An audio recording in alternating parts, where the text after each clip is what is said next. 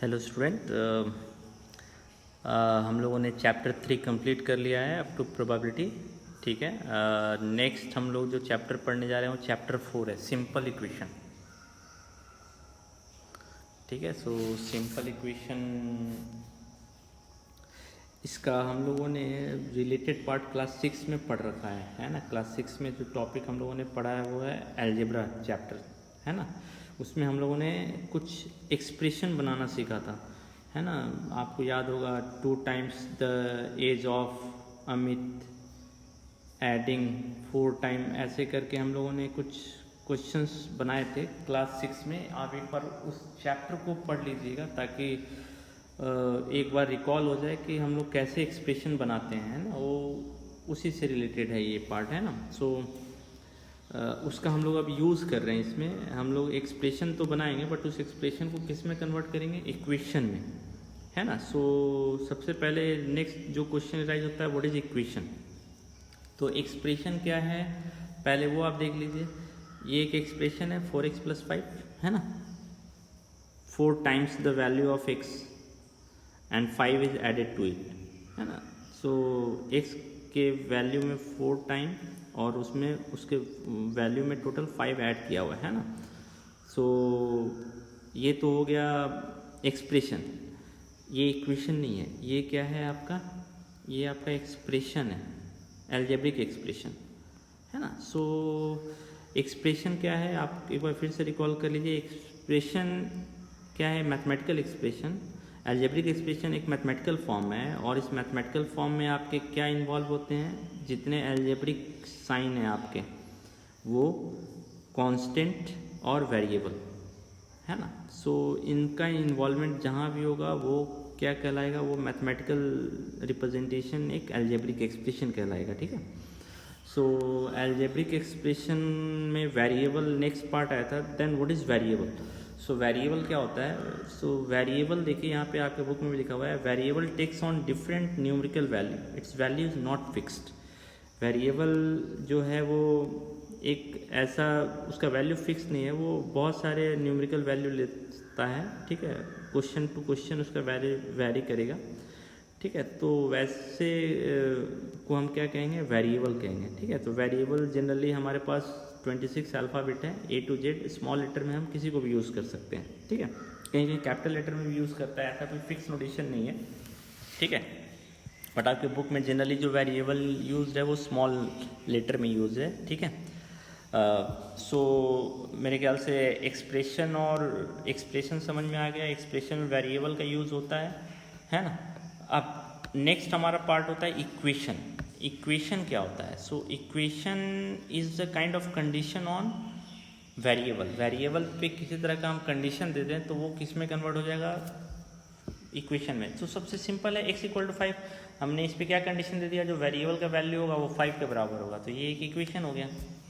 इसी तरह 4x + 5 है, 4x + 5 पे मैं कंडीशन देता हूँ 0, इसका मतलब है ये एक वेरिएबल पे कंडीशन है। क्या कंडीशन है, x का हम क्या वैल्यू ले लें जिससे इस एक्सप्रेशन का वैल्यू 0 हो जाए।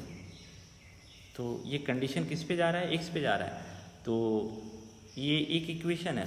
सबसे ये तो हो गया टोटल मैथमेटिकल। आपको अगर कहीं एक्सप्लेन करना है मैथमेटिकली तो आप ऐसे एक्सप्लेन करेंगे, बट अंडरस्टैंड करने के लिए क्या है, किसी भी एक्सप्रेशन में अगर इक्वलिटी साइन है, यानी कि इक्वलिटी साइन है, यानी कि LHS और RHS पार्ट है और एक साइड में वेरिएबल है, दोनों साइड में वेरिएबल हो सकता है, तो उसको हम क्या बोलेंगे, इक्वेशन। जैसे देखिए x = 5, इसका 2 पार्ट है, एक साइड वेरिएबल है एक साइड कांस्टेंट है, एक इक्वेशन है। 4x + 2 = x + 3, यहाँ पे देखिए ये भी एक इक्वेशन है।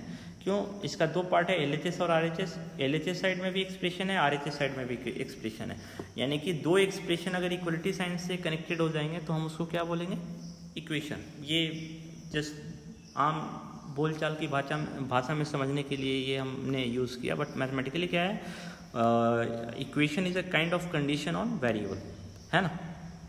सो इक्वेशन क्या है वो समझ में आया है, एक्सप्रेशन क्या है वो समझ में आया है, वेरिएबल। सो पहले सबसे इंपॉर्टेंट है वेरिएबल समझना। वेरिएबल से आया एक्सप्रेशन, एक्सप्रेशन से आया इक्वेशन, है ना। सो हम लोग इस चैप्टर में, सिंपल इक्वेशन नाम है इस चैप्टर का। सो इस चैप्टर में इस सिंपल इक्वेशन को ही सॉल्व करना पड़ेगा, यानी कि जो कंडीशन है एक्स पे क्या कंडीशन आएगा ताकि ये इक्वेशन, यानी यहाँ एक्स का क्या वैल्यू होगा जिससे ये इसके बराबर होगा, हम इसी एक्स का वैल्यू पता करेंगे। यानी इसको हम लोग बोलते हैं एक इक्वेशन को सॉल्व करना। एक इक्वेशन को हम लोग सॉल्व करना पड़ेंगे हमारे इस चैप्टर में, है ना। So what is equation, we got it. देखिए यहाँ पे आपको बताया अभी, in equation there is always equality sign. एक इक्वेशन में हमेशा आपको इक्वालिटी साइन मिलेगा, और इक्वालिटी साइन के दोनों साइड आपका क्या होता है, एक्सप्रेशन। LHS पार्ट भी होता है, RHS पार्ट भी होता है।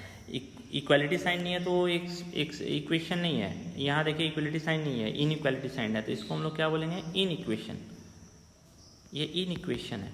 अगर इक्वालिटी साइन नहीं है, वहाँ पे इन इक्वालिटी साइन है, तो उसको हम लोग क्या बोलते हैं, इन इक्वेशन। अगर इक्वालिटी साइन है तो हम लोग उसको क्या बोलते हैं, इक्वेशन। सो देखिए फिर से यहाँ पे इक्वेशन का डेफिनेशन लिखा हुआ है, equation is a condition on variable and the condition is that two expression should have equal value.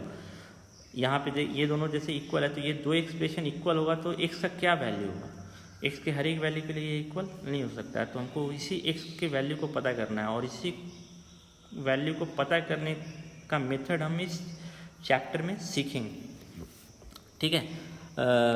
सो इसके लिए पहले हम लोग को कुछ बेसिक कॉन्सेप्ट समझना होगा। क्या समझना है वो हम लोग एक बार रिकॉल कर लेते हैं, ठीक है। क्या समझना है हम लोग को इस केस में, एक जैसे एक एक्सप्रेशन है एक इक्वेशन है A इक्वल टू बी, ठीक है। तो पहला कंडीशन क्या है जो हमको समझना है, दो चीज़ अगर इक्वल है और दोनों के साइड हम अगर इक्वल चीज़ ऐड कर दें, दोनों साइड अगर हम C ऐड कर दें तब भी ये दो इक्वल चीज़ ऐड इक्वल होगा। ये आप देखिए डे टू डे लाइफ में यूज़ करते हैं।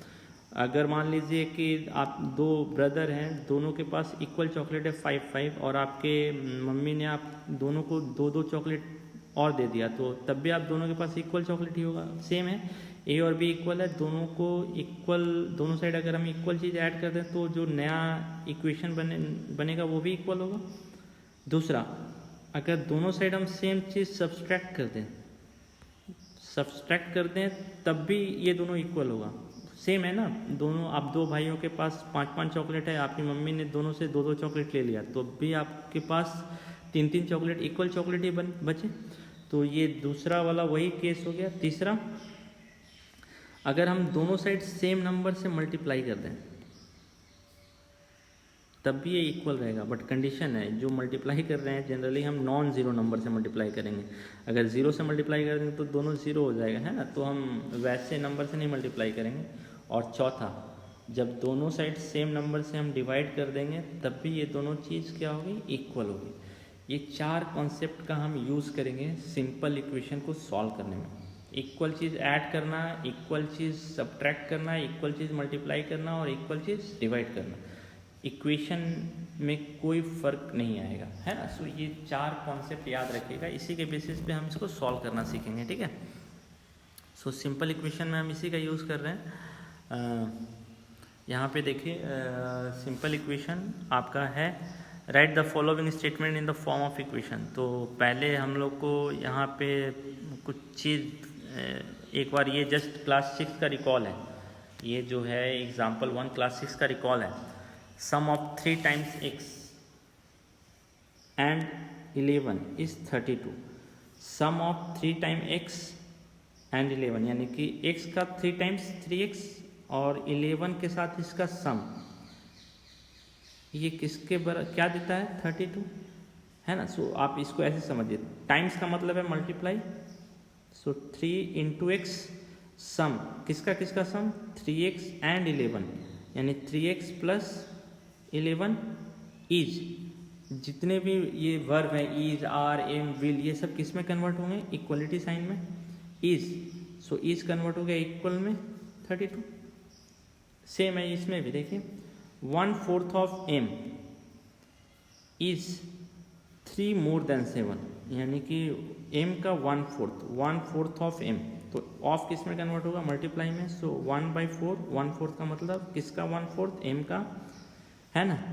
है कितना अधिक है, 3 अधिक है, 3 more than 7, 7 से 3 अधिक है, तो इज इक्वल टू में ऐड हो गया और 3 मोर देन 7, यानी 7 से 3 अधिक है, तो 7 + 3। समझ में आया? सिमिलरली ये देखिए 1/3 ऑफ अ नंबर +8, सो एक नंबर है उसको मान लेते हैं x, इसका 1/3 + 5, एक इसके बराबर होगा, 8 के बराबर होगा। सो मेरे ख्याल से आपको ये समझ में आ गया होगा, इसमें बहुत अधिक प्रॉब्लम नहीं है, ठीक है। ये क्लास 6 में हम लोगों ने पढ़ा था, सो आप इसको थोड़ा सा खुद से पढ़िएगा, ठीक है। अब हमारा जो इसी तरह एग्जाम्पल 2 है, एग्जाम्पल 2 में आपको अब सेंटेंस में कन्वर्ट करना है। x - 5 = 9, तो इसको हम कैसे बोलेंगे? Subtract 5 from x then it gives 9, ऐसे बोल सकते हैं आप। ये सेंटेंस आप खुद से बना सकते हैं, ऐसा नहीं है। 5p = 20, सो इसको आप कैसे बोलेंगे? 5 times of p is 20, equal to sign is आर एम इसी सब में कन्वर्ट होगा। 3n + 7 = 1 है, तो इसको आप कैसे बोल सकते हैं? 3 times n added with 7 gives 1, है ना। आप खुद से लैंग्वेज क्रिएट कर सकते हैं, ऐसा नहीं है कि जो बुक में लिखा हुआ है आप वही सॉल्व यूज़ कीजिए, ठीक है। सो मेरे ख्याल से इसमें कोई प्रॉब्लम नहीं होना चाहिए, ठीक है। ये इजी टॉपिक है। इसी तरह एग्जाम्पल 3 देखिए। एग्जाम्पल 3 क्या है? Consider the following situation. Raju father's age is 5 more than 3 times Raju age. Okay, so इसको आप कैसे लिखेंगे? अब यहाँ पे देखिए, Raju father's age is 5 more, so Raju father's age is किस में कन्वर्ट हो गया? इक्वल टू में 5 year more, so 5 + 3 times the age of Raju, 3 times Raju age, ऐसे लिख सकते हैं ना। तो राजू फादर एज, तो राजू का एज अगर हम x मान लें तो 5 + 3x हो गया ना। Now Raju father age is 44 year, so set up an equation. तो राजू फादर एज की जगह पे हम क्या पुट कर देंगे? 44, सो 44 = 5 + 3x। सिंपल है ना। सो आपको सेंटेंस को समझना है, ठीक है। अगर आप इसमें सेंटेंस समझ सकते हैं तो एक वर्ड प्रॉब्लम को मैथमेटिकल फॉर्म में लिखना आसान है, ठीक है।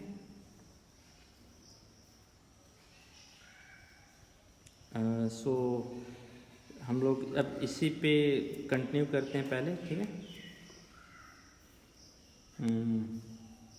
देखिए, complete the last column of the table. x + 3 = 0, तो आपको बताना है कि ये सही है या नहीं। ये आपने क्लास 6 में भी किया था। तो x का वैल्यू 3 पुट कर देंगे और देखेंगे LHS और RHS बराबर आ रहा है कि नहीं। सो x का वैल्यू 3 पुट कर दीजिए, तो 3 + 3 6 आएगा, और 6 0 के बराबर नहीं है, तो we can say that it is not satisfied. तो यहाँ हम क्या लिखेंगे? नो। इसी तरह x = 0 पुट कर दीजिए, आप चेक कीजिए। तो इस ऐसा ही करना है इस क्वेश्चन नंबर 1 में। सो आप ये सॉल्व कर सकते हैं। Question number 2, check whether the given table the bracket solution to the given equation और नॉट। जो ब्रैकेट में दिया हुआ है इसका सॉल्यूशन है या नहीं। तो n = 1 पुट कर दीजिए। LHS में क्या आएगा? 6। आप ऐसे इसको सॉल्व कीजिएगा। LHS n + 5 है, n का वैल्यू 1 आएगा, तो 1 + 5 कितना हो जाएगा? 6। RHS कितना है? RHS आपका 19 है, तो LHS is not equal to RHS। So हम बोल सकते हैं कि n = 1 इसका सॉल्यूशन नहीं है। इसी तरह B, यहाँ पे LHS आप सॉल्व कीजिएगा, RHS में सॉल्व नहीं करने की जरूरत है। आप पुट करके देखिएगा कि LHS और RHS इक्वल आ रहा है या नहीं आ रहा है। अगर इक्वल आ रहा है तो हम बोलेंगे कि ये इसका सॉल्यूशन है, अदरवाइज नहीं। Solve the following equation by trial and error method, यानी कि आपको जस्ट अभी हम सॉल्व करना नहीं सीख रहे हैं, हम इसको क्या कर रहे हैं? ट्रायल कर रहे हैं। कोई वैल्यू पुट करके देखिए कि ये कब बराबर होता है। आप खुद देखिए, 5p + 2 = 17, तो 1 पुट करके देखिए। p का वैल्यू 1 पुट करेंगे तो 5 + 2 कितना हो जाएगा? 7। 17 के बराबर नहीं होगा। 2 पुट करके देखिए, तो एक तरह से टेबल पढ़ रहा है ना, 5 का हमको टेबल पढ़ना होगा, 17 के क्लोज जाना है, 17 से अधिक नहीं। सो 5 2 जा 10 होगा, अभी भी 17 के क्लोज नहीं है। 5 3 जा 15, यानी कि 5 का पी का वैल्यू 3 पुट कर सकते हैं। 5 इंटू 3 प्लस 17 प्लस 2, ये 17 के बराबर आएगा ना, यानी कि p इज इक्वल टू क्या होना चाहिए 3, है ना। तो जो कंडीशन है इक्वेशन का कि p पे क्या कंडीशन होगा, तो p पे क्या कंडीशन होना चाहिए, p का वैल्यू 3 के बराबर होना चाहिए, है ना। सो अब ट्रायल मेथड से आप ये क्वेश्चन नंबर 3 सॉल्व कर सकते हैं। दूसरा वाला पार्ट है, ठीक है। यहाँ पे सब्ट्रैक्ट करना है, 3m माइनस 14 है, तो 3 का टेबल आपको इस तरह पढ़ना है कि 14 से वो बड़ा है, और तो 3 का टेबल आप 4 टाइम पढ़ेंगे तब भी 3 4 जा 12 होता है, 14 से बड़ा नहीं है। 3 5 जा 15, 15 माइनस 1 4 आए, 4 नहीं है, यानी 3 6 जा 18। अब देखिए 3 6 जा 18 अगर आप पढ़ेंगे तो 18 माइनस 4 14, 4 के बराबर होगा, ठीक है। सो हम बोल सकते हैं कि m का सॉल्यूशन क्या होगा, m का सॉल्यूशन जो होगा वो 6 होगा, ठीक है। सो इस तरह से क्वेश्चन नंबर 3 आप सॉल्व कर सकते हैं, ठीक है। सो क्वेश्चन नंबर 3 आपका कंप्लीट हो जाएगा। नेक्स्ट हम लोग डिस्कस करते हैं क्वेश्चन नंबर 4।